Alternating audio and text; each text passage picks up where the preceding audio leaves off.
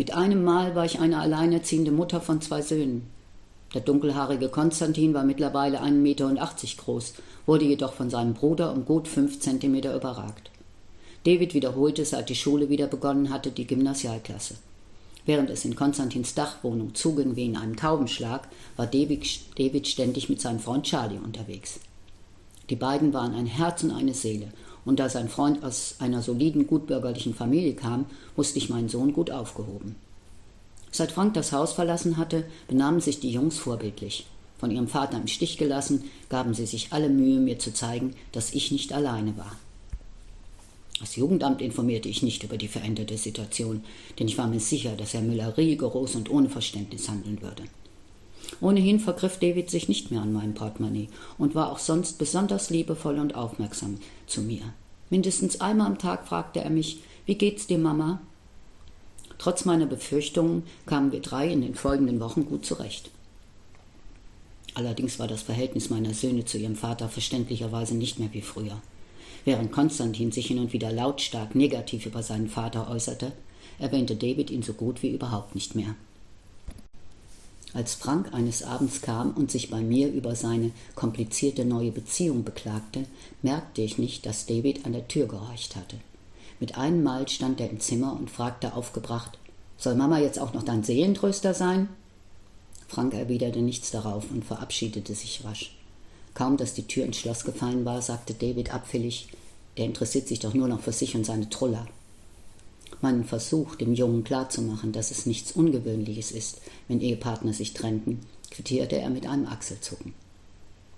Am nächsten Tag ärgerte ich mich, als ich vom Einkaufen nach Hause kam, dass ich die schweren Lebensmittel- und Getränkekisten allein ins Haus tragen musste. Konstantin war nicht da, und als ich Davids Zimmertür öffnete, schlug mir heftiger Alkoholgeruch entgegen. Da die Rollläden heruntergelassen waren, dauerte es einen Moment, bis sich meine Augen an die Dunkelheit gewöhnt hatten. Schließlich entdeckte ich den Jungen, der laut schnarchend und sichtlich betrunken angezogen im Bett lag. Aufgeregt hastete ich zum Telefon und flehte Frank an, auf der Stelle zu kommen. Doch zu meiner großen Bestürzung wimmelte er mich ab. Ich habe selbst etwas getrunken und kann jetzt nicht Auto fahren. Nach einem heftigen Wortwechsel knallte ich mitten im Satz wütend den Hörer auf und versuchte dann, David zu wecken, indem ich ihm mit einem nassen Waschlappen über das Gesicht wischte. Als er nach einer Weile die Augen öffnete, schaute er mich verwirrt an, denn anscheinend wusste er nicht, wo er sich gerade befand. Ich wiederholte die Prozedur, und als er schließlich zu sich kam, zerrte ich ihn aus dem Bett und steckte ihn laut schimpfend in die Badewanne mit kaltem Wasser. Nachdem er einigermaßen klar im Kopf war, hielt ich ihm eine heftige Ansprache und erteilte eine Woche Hausarrest. Bei meinen Nachforschungen erfuhr ich später, dass mein Sohn mit einer Clique Jugendlicher durch ein geöffnetes Kellerfenster in ein Wohnhaus eingestiegen war und sich dort zusammen mit den anderen Jungen an den vorgefundenen alkoholischen Getränken ausgiebig bedient hatten. Meine Gelassenheit nahm deutlich ab, als ich kurz darauf in seinem Zimmer Zigarettenstummel fand. Denn als ich ihm zu erklären versuchte, wie ungesund das Rauchen zumal in seinem Alter war, erwiderte er ironisch: »Du rauchst doch auch.« Ja, ich hatte während der Trennung tatsächlich damit begonnen, meine innere Anspannung mit blauem Dunst zu betäuben. Meine Zuversicht schwand endgültig dahin, als er ein paar Tage später in einem Supermarkt beim Stehlen erwischt wurde. Als ich ihn laut anschrie und er mich auslachte, geriet ich so in Rage, dass ich ihm in meiner Hilflosigkeit mit aller Kraft ins Gesicht schlug. Ich verabscheue Menschen, die sich nicht im Griff haben, und ich bereute meine Impulsivität sofort. David verzog keine Miene, sondern schaute mich nur durchdringend an. Es war unbeschreiblich, wie schäbig ich mich fühlte, und ich nahm mir fest vor, von nun an, egal wie auch immer er sich aufführte, nicht mehr die Kontrolle über mich zu verlieren. Zudem hatte ich inzwischen begriffen, dass Strafe und viele Worte nichts nützten. Darum überlegte ich mir eine andere Strategie und bat den Jungen ein paar Tage später, mich beim Einkaufen von Farben zu begleiten, denn seit Franks Auszug hatte ich wieder mit dem Malen angefangen. David kam gerne mit.